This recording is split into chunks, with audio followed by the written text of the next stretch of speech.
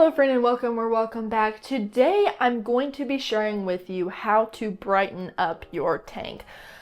I think one of the biggest things I am absolutely loving right now is brightening up my spaces in any way possible. There's just something I don't like about dark, about dreary. It makes me feel almost claustrophobic, just not as cheery or happy. So I love my bright light spaces, and if my tanks are going to be in my space, then I want them bright and cheery too, and I'm sure that you do as well. So today I'm going to be sharing my top tips with you on how to brighten up your tank and make it look absolutely spectacular. Starting out, and I have found this out through trial and error, get you a light colored substrate. If you want to use the fluval planted substrate like I do, well, you'll know that it's very, very dark, and I just did not like it. So I capped it with some fine gravel or sand, whatever you want to call it. And that's what I have in Edwin's tank right here. So below it, I have the fluval planted substrate because it's really important for the plants. The plants love it, they need it to thrive. But I don't really like how it looks, it's super duper dark. So cap it with some light sand. I'll leave a link to the exact one that I use in this tank, but there are different color options. You can go even lighter than this one. They have a white one, but that was a little bit too light and it would show the snail poo a lot more. So I like to settle for the one in between. I believe it's called beige or something. I'll leave a link to it. If you have been here for a while, then you will remember that Walter's tank, which I just recently got rid of, had that substrate and it wasn't capped, it was just there and it was very dark. So with the new one that I set up, it will be capped as well, and it just really, really brightens up the tank. Now, a little bit of a tip, over time it will darken because each little granule is going to get some algae on it. It's just going to darken, and obviously you're not going to want to take it out and try to scrub all those bits off. So what you can do is just get some fresh sand and sprinkle a little bit over the top, and it really freshens it up. It's super duper easy. If you don't have a lot of space, or if the substrate's already kind of thick, you can just scrape some of it out and toss it and then replace it with fresh. But right now I don't have a lot, so I've ordered some extra sand along with the sand I'll be using in the tank I'll put behind me, and I'm going to kind of freshen up Edwin's because it's been about 5 months and you can tell it's kind of dark now. Tip number 2, get you a nice, bright, but dimmable full spectrum tank light. That's exactly what the tank light here is. I have found that a lot of tanks, especially if you get a kit, will come with their own light. But more often than not, they're going to be dark and they're just going to be kind of your standard LEDs. It's just one light setting. That's all you get. You turn it on and that's it. You can't dim it. You can't make it brighter. And it's just not very bright to begin with. So these full spectrum lights are not super expensive. I think this one was in the 20s range. There's some other ones that are closer to 18. You can just pick what you like. I get mine off of Amazon. You can search full spectrum aquarium light and you will get so many options. You can just choose whichever one that fits best for your tank. But I absolutely love them. They have a built-in timer, they're dimmable, they usually have different color modes as well, but they're just automatically brighter and lighter, and I love them because they just really bring some life to the tank. Not to mention, full spectrum is really important for those aquatic plants. So if you have live plants in your aquarium, they will absolutely love having a full spectrum light. Now, a little bit of a side note, just in case you're wondering what is full spectrum, it's essentially a light that's going to closely copy the wavelengths that the sun puts out.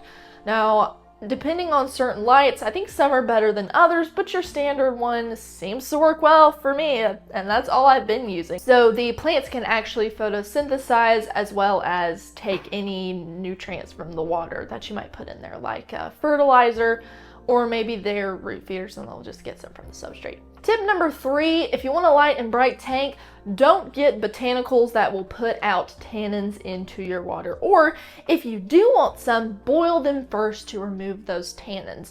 The biggest example I can think of is just driftwood. So a lot of people will add driftwood to their tank, and there's certain kinds of wood that are going to have a lot more tannins than others. For example, I always go with spider wood.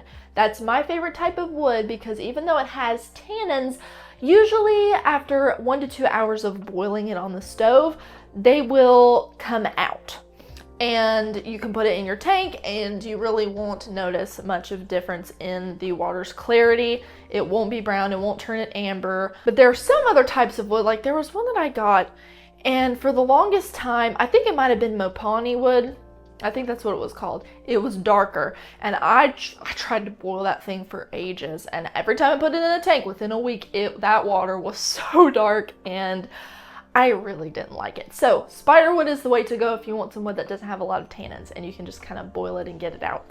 Some other things that are going to add tannin to the water are Indian almond leaves, alder cones, oak leaves. Things like that are going to add tannins to your water. A lot of people don't even put them in your tank. Now, sometimes you can get Indian almond leaves and the tannins will help if your Betta maybe has an infection. A lot of people will recommend almond leaves, which are good. So you can use them periodically if you find the need to, but if you generally just want to keep a clean, bright tank overall, then just leave those out. Next, you want to completely remove the tank backgrounds. You really don't need one. Sometimes pet stores will sell them, and sometimes people will use things like cardboard or cardstock, maybe black or white back there.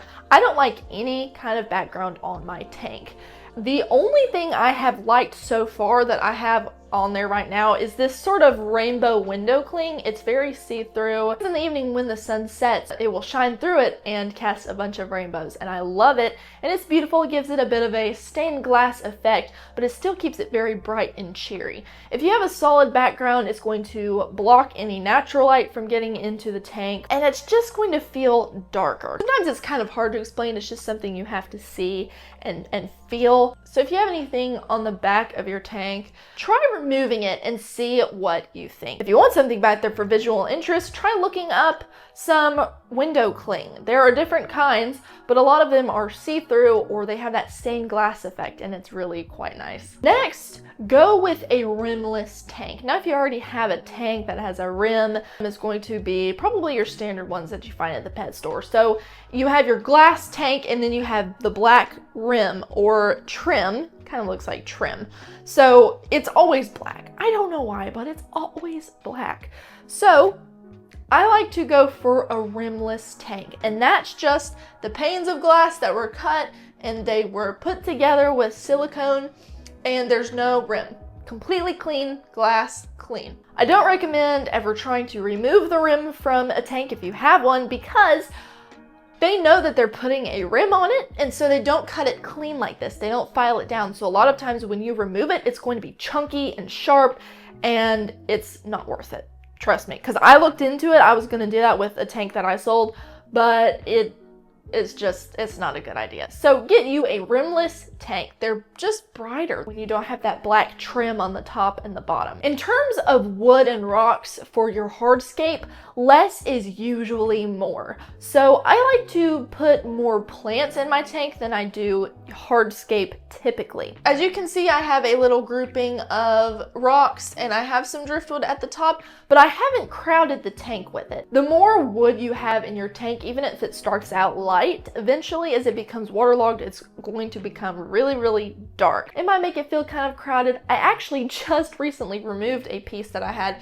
I had an extra piece here that went forward and it just felt like too much, so I removed it, and it actually lightened it up quite a bit. Also, a little bit of a side note for your rocks, if you want to brighten it up, go for a lighter stone. This is a pretty light, but it's still a little bit dark.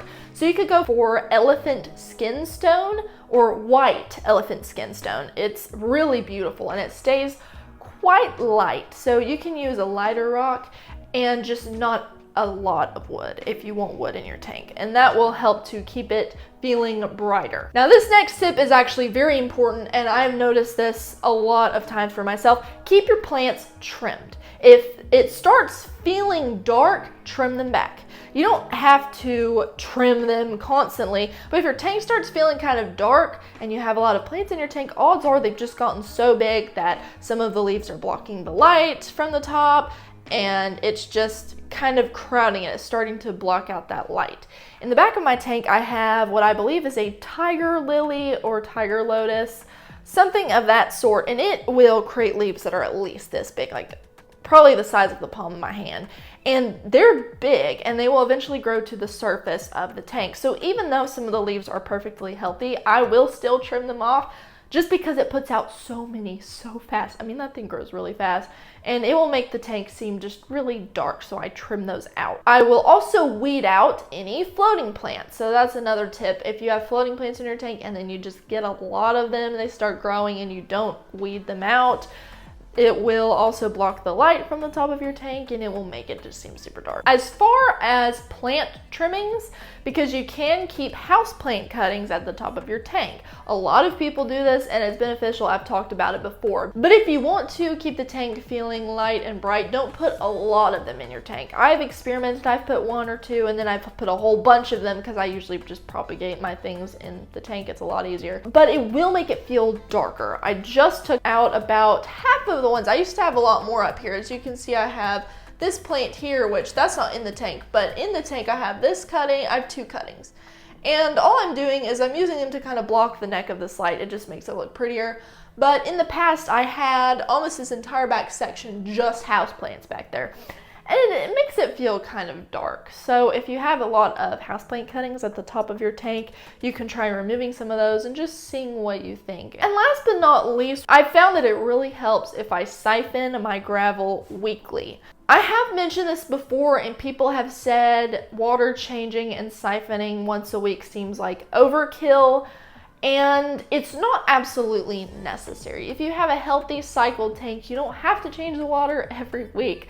But I do it because I'm siphoning out poo, there's no way to sugarcoat it, off of the top of the substrate, because after a week is up, I will have literal just piles all over my tank because I have nerite snails and I have shrimp and they poop a lot. And I'm not complaining because they keep my tank clean. So naturally, if they're eating a lot, they're gonna be pooping a lot. It is just really messy. It just makes it dark, obviously. I mean, it makes it very dark because it's all over the substrate. So when I siphon that out every week, the tank just feels brighter. So depending on what you have in your tank, this may or may not be the case for you, but if you have a lot of shrimp or you have a lot of snails and they're making a lot of waste, then siphon it up about once a week and it will make things a lot brighter. And there you have it, my favorite ways to really elevate a tank and make it look a lot brighter.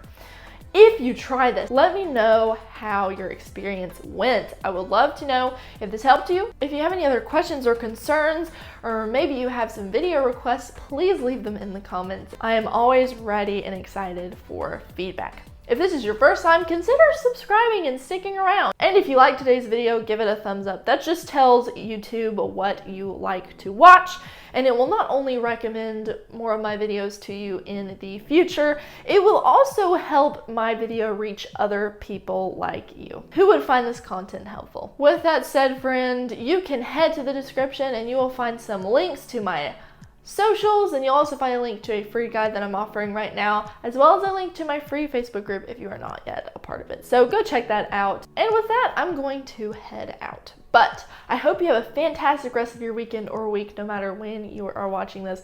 God bless you, my friend, and I will see you soon.